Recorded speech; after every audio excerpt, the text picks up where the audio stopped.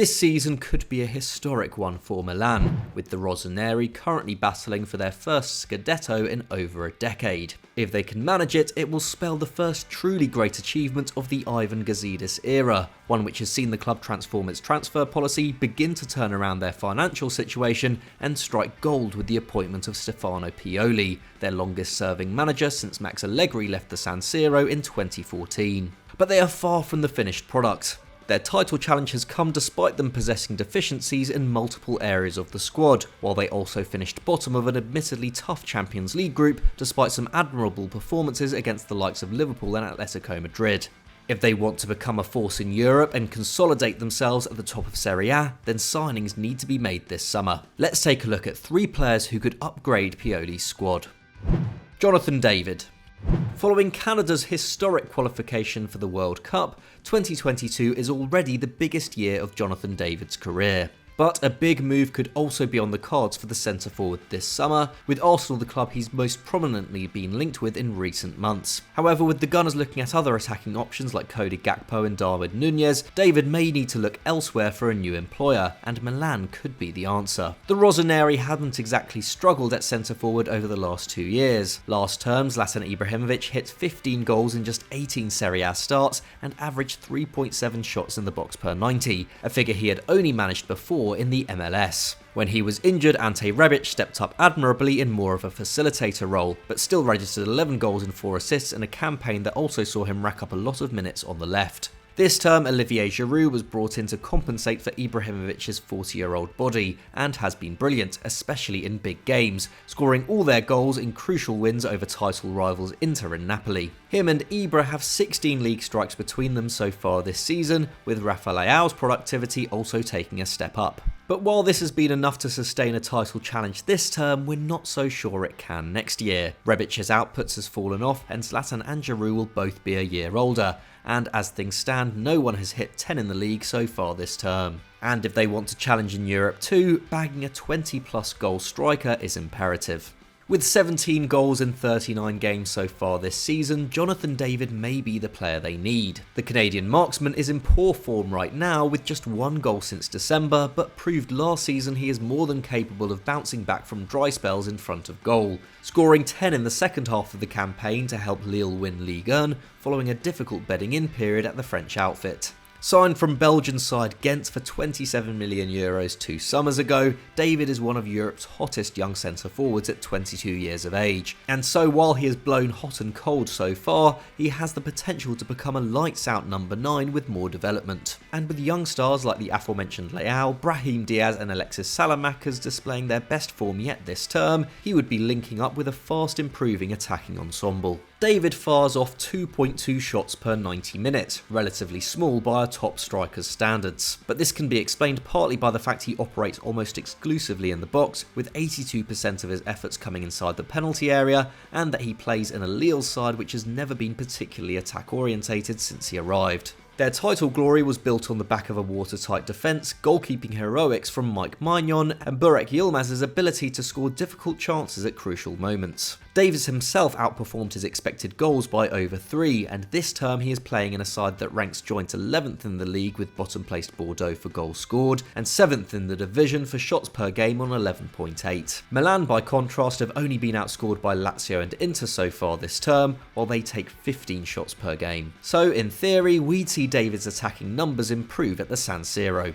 And as a result of playing in a more defensive system, the young star is also a hard worker, making 18.6 pressures per game, ranking first among Lille's regular starting attackers. And while he doesn't often drop deep to help in build-up like Ibra, Giroud or Rebic, this is a side of his game that would potentially improve in Pioli's system, but would also hopefully be less of an issue as Brahim Diaz and Sandro Tonali become more influential in the side. Valued at over €50 million, and with Milan reportedly looking at a budget of around €100 million for the summer, David isn't out of their price range but would take up a lot of their resource. What's more, with teammates Renato Sanchez and Sven Botman also being targeted by the Rossoneri, convincing Lille to part with 3 of their star players will be difficult. Even if they were to fail to land him, however, David is the profile of striker they should certainly be looking at. Domenico Berardi.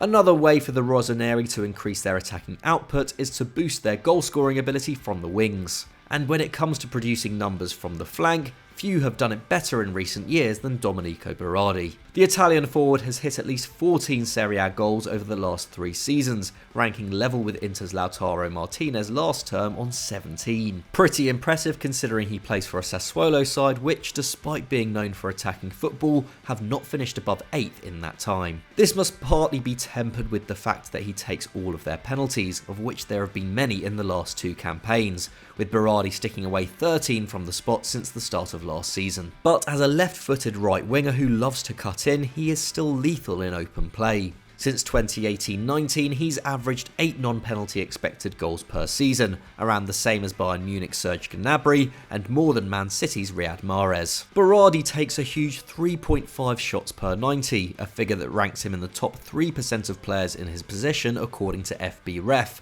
and one that is only beaten by Zlatan Ibrahimovic in the Rossoneri squad, with Junior Messias, who has been their most regular starter on the right of late, firing off a decent but inferior 2.4 shots a match. Berardi does like to shoot from range, with 57% of his efforts coming from outside the box and just 2 resulting in goals this term. However, 6 goals from range since the start of last season is not a bad return. But it's his creativity that would be of greater use to Stefano Pioli. Berardi has already registered 11 assists this term, more than anyone else in Serie A, while only Sampdoria's Antonio Candreva has created more than his 70 chances. On average, he lays on 2.7 chances per 90, around the same as Salamakers and Messias managed combined. For further context, no one at Milan to have played over 1,000 minutes so far this term averages over 1.7 in this metric. With centre forwards like Ibra and Giroud having to do an awful lot of work to carve out opportunities, and wide men like Leao and Messias focusing more on scoring than creating,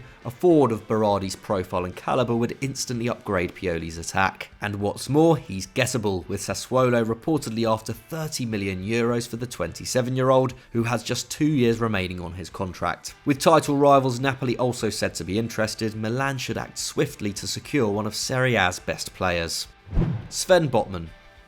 The second Lille player in this video and someone who's well known to be on Milan's shopping list, Sven Botman has become one of Europe's most sought after centre-backs since signing for the French outfit from Ajax in 2020. The young defender has 133 senior appearances under his belt, pretty impressive given he only turned 22 in January, and before his recent hamstring injury had helped the side keep 5 straight clean sheets in the league. Since he arrived 2 summers ago, Lille have failed to concede in 27 of the 58 Ligue 1 games Botman has featured in, accounting for nearly half of his total appearances. Physically imposing at 6'5", the Dutch centre-half doesn't often go in for tackles, attempting just 1.3 per 90 minutes, but he rarely loses them, coming away with the ball 77% of the time. It's also no surprise to hear that he's excellent in the air, winning 66% of his aerial duels, while Rennes' Nayef Aguerd is the only defender in France to have won more than his 165 since the start of last season. As we've already established, Lille don't play a particularly expansive brand of football, and their backline is pretty conservative. You won't often find Botman carrying the ball upfield, while his 2.9 passes into the final third per 90 is far from spectacular.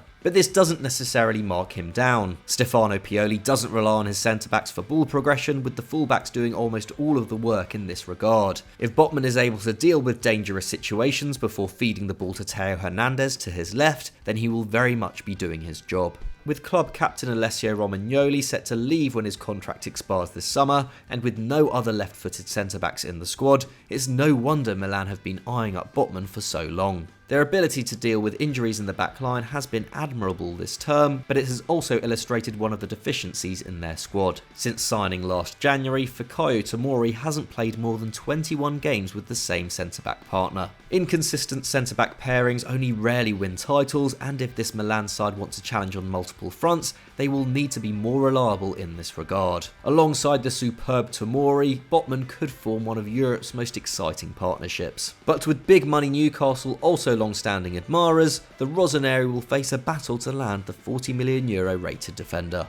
So those were our 3 signings to take Milan to the next level, but what did you make of our suggestions, and do you have any yourself? Let us know in the comments below and we'll do our best to reply. If you enjoyed this video, please leave it a like, and why not check out the latest episode of Continental Club where we went deep on the Serie A title race. Thanks for watching, we'll catch you later.